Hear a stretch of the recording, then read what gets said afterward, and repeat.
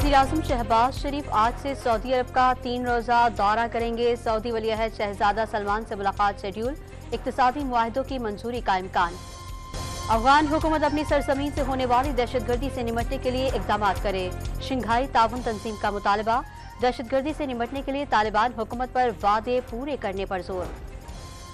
खैबर पख्तूनख्वा में दहशतगर्दों का फिर वार। लकी मरवत में नामालूम अफराद की फायरिंग से DSP और गनमैन शहीद। 2 एहलकार जख्मी। नामालूम अफराद ने घात लगाकर हमला किया। कराची में SIU की गार्डन में कार्रवाई। अगवा बराए तावान के इल्जाम में CTD के 4 एहलकार गिरफ्तार। मुलजिमान के खिलाफ मुकदमा दर्ज। मुलाजमत से भी बरतरफ। लाहौर के इलाके खोखर टाउन में जूते बनाने वाली फैक्ट्री में आग लगने से एक शख्स जाँ बहक। आग लगने के बाद इमारत का एक हिस्सा गिर गया। फायर ब्रिगेड की 13 गाड़ियों की मदद से आग पर काबू पा लिया गया। रिश्वत लेने के इल्जाम में गिरफ्तार साबिक वफाकी वजीर फवाद चौधरी की रात गए अडियाला जेल से रिहाई। घर पहुंचने पर बेटियों की खुशी दीदनी, एहलिया भी निहाल।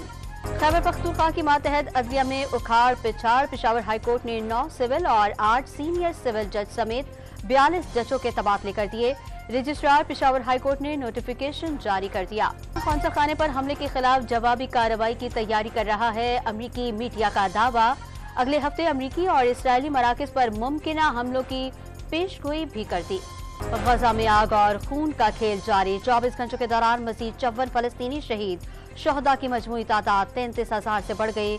75,000 जख्मी हो चुके। और पाक न्यूजीलैंड क्रिकेट सीरीज के लिए टिकटों की फरोख्त आज से शुरू होगी।